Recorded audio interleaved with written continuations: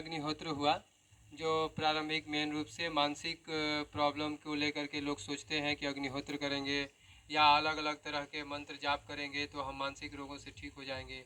लेकिन पूर्णतया मानसिक रोगों से ठीक होने के लिए उसको पर ज्ञान को प्राप्त होना पड़ेगा। बिना ज्ञान के मानसिक से कभी उसकी निजात नहीं हो सकती। अलग अलग साधु संतों के बाबा लोग के पास जाएगा जो झूठ मूठ के बस बाबा हैं, वो लोग अन्यत्र अन्यत्र बहुत प्रकार के मंत्र देंगे, मंत्र जाप करने को देंगे और अलग अलग विधियाँ बताएंगे। विधियों में ही बेचारा वो अपने पूरा एक जीवन समाप्त कर लेगा। तो आज के इस वीडियो में आप अंत तक ये जान पाएंगे कि हम परम ज्ञान को कैसे प्राप्त हों, ताकि हम यही भूलोक में नहीं, ये स्थूल शरीर से ही नहीं, पूर्तिया तरह से हम मुक्त कैसे हो जाएं, इसमें ये आप सत्य सत्य जान पाएंगे। और इसके बाद यदि आपके अंदर किसी प्रकार का प्रश्न हो तो आप ऑनलाइन इसमें चैट करके पूछ सकते हैं और प्रत्येक प्रश्नों का जवाब मिलेगा और आप खुद भी सभी प्रश्नों के जवाब ढूंढ पाएंगे, क्योंकि ये स्वयं दर्शनालय है और स्वयं दर्शनालय में आपको खुद ही अध्ययन करनी होगी। मार्ग बताने का काम मेरा होगा, लेकिन चलने का काम आपका होगा। तो सबसे हमारी अध्यात्म परंपरा में दो चीज़ हमारी मेन है। सबसे पहली सीढ़ी ही रहती है मूर्ति पूजा और यज्ञ। ये क्या है? ये स्थूल अग्नि है। ये स्थूल अग्नि का काम है, बस केवल यहाँ के वायुमंडल के लिए ही ये स्थूल अग्नि है। आगे के वायुमंडलों में जाने के लिए स्थूल अग्नि काम नहीं आती। सूक्ष्म अग्नि से हम ऊपर जाते हैं और स्थूल अग्नि का काम बस इसी जगत का है, पृथ्वी लोक का, और ये वायुमंडल में इसका काम है। तो ये जो यज्ञ है, जो पहला सीढ़ी हमारा है, पहला सीढ़ी पर कदम रखते ही हमारे पहला काम है मूर्ति और यज्ञ से हमारे अंदर एक अध्यात्म का फूल फूटना शुरू होता है। लेकिन इसमें से पाखंडों से बचना है, अंधविश्वासों से बचनी है, सत्य सत्य चलना है, ताकि हम ज्ञान को प्राप्त हों। मूर्ति और यज्ञ से प्राप्त करनी है कि हम कैसे मंत्रों को जानें, मंत्रों को समझें और कैसे हम पुस्तकें, स्वाध्याय जो होता है बहुत मुख्य है। परम ज्ञान तक जाने के लिए सबसे मुख्य चीज़ है कि आप सर्वप्रथम पुस्तकें पढ़ें, गीता पढ़ें, वेद पढ़ें, उपनिषद पढ़ें। प्रत्येक संप्रदाय के जितनी पुस्तकें हैं, सैकड़ों हजारें जितनी पुस्तकें पढ़ सकते हैं पढ़िए। वो आपको एक स्पष्ट रास्ता के तत्वदर्शी की ओर ले जाने का प्रयास करेंगे, क्योंकि वो लोगों की जीवन एक अलग ही मिसाल थी, इसलिए वो लोग जानते हैं कि वो लोग अपने पूरे जीवन को जी के गए हैं उसमें, तो आपको उसमें बहुत ज़्यादा सुविधा मिलेगी। तो जो पहली सीढ़ी है मूर्ति पूजा और यज्ञ है, इसको करते करते आपको इसे आगे जाना है, यहीं तक आपको नहीं रहना है। पहली कदम इस पर रखनी है, अगला पैर दूसरे सीढ़ी पर बढ़ा देनी है। दूसरे सीढ़ी में आता है जप और तप। तो आपको जाप करते रहनी है और तपस्या करते रहनी है। जप किसका करेंगे? मंत्रों का जाप कर सकते हैं, किसी प्रकार का नाम जाप कर सकते हैं, ओम का भी प्रणव जाप भी कर सकते हैं, सबसे उत्कृष्ट है। तो ये जाप करते हुए आपको पिछले सीढ़ी है ऑटोमेटिक वो आपके लिए वो छोड़ देगी, आपको पिछला कदम उठाने ही पड़ेंगे। आप मूर्ति पूजा और यज्ञ, अगर यज्ञ को ही सब कुछ मान लेंगे तो ये परम सत्य नहीं है, ये स्थूल जगत के लिए सत्य है। ऊपर के परम ज्ञानों में इसकी कोई वैल्यू ही नहीं और मूर्ति की भी कोई वैल्यू नहीं। मूर्ति हमारा शरीर है, तभी तक वैल्यू है जब तक हम स्थूल जगत में हैं। ऊपर के अंतरिक्ष में बस परम ज्ञान ही चलते हैं, सूक्ष्म। तो और वहाँ पर जाने के बाद सूक्ष्म में भी तत्व चलते हैं, जो हमारे तीन तत्व हैं, अग्नि तत्व, वायु तत्व और आकाश तत्व। और परम ज्ञान के पास जाने के लिए आपको ये तीनों तत्वों से भी मुक्त होनी पड़ेंगी। धीरे धीरे वायु तत्व सूक्ष्म में छूटेगा, फिर अग्नि तत्व भी छूटेगी, अंततः आकाश तत्व भी छूटेगा, तब जाकर के परम ज्ञान को प्राप्त होंगे। और हमारे आश्रम में, स्वयं दर्शनालय में सभी बच्चों को वो तत्व ज्ञान की ओर आगे बढ़ने का भी ज्ञान दिया जाता है। और पूरे ब्रह्मांड के अनेक गैलेक्सियों में भी सभी जो भी चाहेंगे कि हमको ये ज्ञान मिले, वो सब मिल सकते हैं, और ये भूलोक के लिए तो मुख्य है।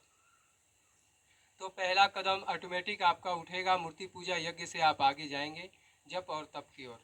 जब तपस्या आपकी पूरी होती जाएगी, तपस्या का मतलब होता है आप एक नियम से चलेंगे कि आपकी एक दिनचर्या हो जाएगी, इस टाइम में ये करना, इस टाइम में ये करना, सुबह ये करना, रात को ये करना, और आप एक नियमबद्ध तरीके से रहेंगे। और वो नियम कोई दुनिया वाले नहीं बनाएंगे, वो नियम आपका स्वयं का रहेगा और आपको चलना भी स्वयं का रहेगा। जिसमें आप श्रेष्ठ लोगों से आप उसमें मार्गदर्शन लेंगे। तो जब आप पहला कदम उठाएंगे तो दूसरे कदम पर एक पैर रहेगा और एक पहला कदम पे, तभी आपकी बैलेंस बनेगी सीढ़ी पर। तो उसके बाद आप उसे, जब आप जाप मंत्रों का सालों साल जाप करेंगे, फिर ध्यान कर, उसके बाद उसमें धीरे धीरे प्रोग्रेस आएगी, तो आप एक ऐसी स्थिति में आएंगे कि फिर मंत्र को जाप, मंत्र ऑटोमेटिक आपके अंदर प्रतिष्ठित हो जाएंगे। फिर आप मंत्र को बोलने की ज़रूरत नहीं पड़ेगी और कोई चीज़ को जाप करने की ज़रूरत नहीं पड़ेगी, वो स्वयं ही आपके अंदर वो प्रतिष्ठित हो जाएगा। फिर आप उससे आगे बढ़ेंगे जिसको बोलते हैं, और उसके बाद आप मूर्ति पूजा से ऊपर उठ जाएंगे। पहला कदम भी ऊपर उठ गया है। उसके बाद आपका अगला कदम उठेगा तीसरी सीढ़ी पर, जिसको बोलते हैं ध्यान। ध्यान के दो हाथ है, एक तर्क है, एक विज्ञान। बोलता है जो तर्क पर सिद्ध हो वही वास्तव में विज्ञान को सिद्ध कर सकते हैं, और सत्य हमेशा प्रतिष्ठित रहता है और विज्ञान उसे हमेशा सुलभ बनाता है ताकि लोग समझ सकें कि ये सत्य है। तो ध्यान का मतलब बस यही नहीं होता कि आप आंख बंद करके बैठ गए 5 मिनट 10 मिनट, बस इससे मतलब नहीं है। ध्यान का मतलब है कि ब्रह्मांड की हर एक चीज़ जो तर्क और विज्ञान पर सम्मत हो, और आप ध्यान के द्वारा ही ब्रह्मांड के अनेकों अनेक दूसरे दूसरे ग्रहों से, लोगों से आप बातचीत कर सकते हैं, इस ब्रह्मांड से बात कर सकते हैं, यहाँ ये प्रकृति से बातें कर सकते हैं, और सभी से आप जितने चाहेंगे उससे बातें सब कर सकते हैं, क्योंकि सब ब्रह्मांड के द्वारा, ध्यान के द्वारा सब संभव है। और मेरा ये अनुभव 5.5 सालों का ये मेरा अनुभव है, जो मैंने शुरुआत मैंने ध्यान से शुरू किया था, जापों से शुरू किया था जब तब से, फिर वो ध्यान में तब्दील हुए। सभी मंत्र यहाँ तक कि ब्रह्मांड का प्रणव जाप भी हमारे अंदर प्रतिष्ठित हो जाते हैं। जैसे जैसे सब, एक अपरा विद्या होता है और एक परा विद्या होता है। अपरा विद्या मतलब होता है जो ब्रह्मांड का ये भूलोक पर जो ज्ञान है, और एक परा विद्या होता है जो हमारे अंदर की से पहले से नॉलेज में हमारे अंदर है। हम किस गैलेक्सी से आए हैं, किस आकाश गंगा से आए हैं, किस भूलोक से आए हैं, वो सब हमारे अंदर प्रतिष्ठित है। उसको केवल जागृति की करने की ज़रूरत है। तो जो ही हमारे अंदर सभी विज्ञान, तर्क और ध्यान जो ही हमारे अंदर घटित होंगे, एक समय आएगा जब पूर्णतया सत्य सत्य सब से हम अवगत हो जाएंगे। उस समय हमारे अंदर परम ज्ञान की घटना घटेगी, परम सत्य की घटना घटेगी। उसी वही हमारा मेन, उसके बाद कुछ इस ब्रह्मांड में जानने को बचेगा भी नहीं, और कोई चीज़ नहीं होगी जो पहले के हमारे ऋषि मुनि दे के गए, उससे सब चीज़ों से आपके अंदर अवगत हो जाएंगे। क्योंकि सब जितने इस पृथ्वी पर, भूलोक पर जितने प्राणी हैं, सबके अंदर अनेकों अनेक ज्ञान पहले से हैं, बस वो लोग जानते नहीं। जैसे एक दर्पण है, दर्पण पर अगर धूल चिपक जाए तो बिना साफ किए हुए चेहरा दिखता नहीं, वैसे ही ये यहाँ आने के बाद संसार में मोह माया ऐसे पकड़ लेती है लोगों को कि उनकी जो वास्तविक जो स्वरूप है उनसे वो बहुत बिछड़ जाते हैं, और ये स्थूल जगत में थोड़ी सी मोह माया में ही फंस जाते हैं। जबकि ये ब्रह्मांड ऐसी असीम ज्ञान विज्ञान से भरा है, ये चीज़ों को आप जान सकते हैं। तो आपको ये जानने की ज़रूरत है कि जो हमारी प्रारंभिक सीढ़ी है उसमें हमारी मूर्ति पूजा, यज्ञ, अग्निहोत्र को ले सकते हैं। तो उसके अगला कदम पे आप जब तप में जाएंगे, जब तप की अलग अलग बहुत सारे नियम हैं जो आपको स्वयं बनाने हैं। उसके आगे आप ध्यान में जाएंगे जो तर्क और विज्ञान पर सिद्ध होंगे। उसके आगे आप जाएंगे परम ज्ञान, परम सत्य को प्राप्त होंगे, जो जो आपको स्वयं ही मुक्त कर देगा। तो ये 4 आपकी स्थिति रहेगी जो परम ज्ञान पर आप उपलब्ध होंगे।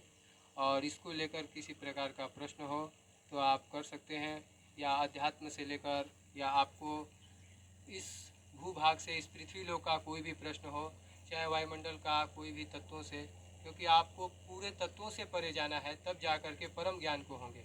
क्योंकि ये शरीर है स्थूल जगत की, फिर पंच तत्वों की शरीर है, पंच तत्वों से शरीर से भी परे जाना है, तब जा कर के परम ज्ञान को उपलब्ध होंगे। तो आज हम लोग का ये मानसिक कार्यक्रम था। तो लोग क्योंकि मानसिक में ही फंसे रह जा रहे हैं, मानसिक मतलब होता है मन से, जो मन द्वारा क्रिएट हो जाए उसी को मानसिक बोलते हैं। तो जितने प्रकार के दुनिया में गलत ज्ञान फैलाए गए हैं, मंत्र तंत्र का जो गलत ज्ञान लोगों ने दे रखा है, ताकि आप इसी में फंसे रहिए गलत ज्ञानों में, उससे आप बाहर निकलिए, परम सत्य को जानिए। अच्छी अच्छी पुस्तकों को स्वाध्याय कीजिए। उपनिषद हो गए, हमारे वेद हो गए, गीता हो गए, अन्यत्र भी धर्म के सब चीज़ पढ़िए ताकि आप ये भूभाग के सभी मनुष्यों के विचारों को जान सकें। कुरान भी पढ़िए, बाइबल भी पढ़िए, सुकरात के पुस्तकों को पढ़िए, बुद्ध की पुस्तकों को पढ़िए, जितने भी महान इस पृथ्वी पर आए दिव्य आत्माएँ आई, सबकी पुस्तकें जो जो श्रेष्ठ लिख के गए सबकी पढ़िए।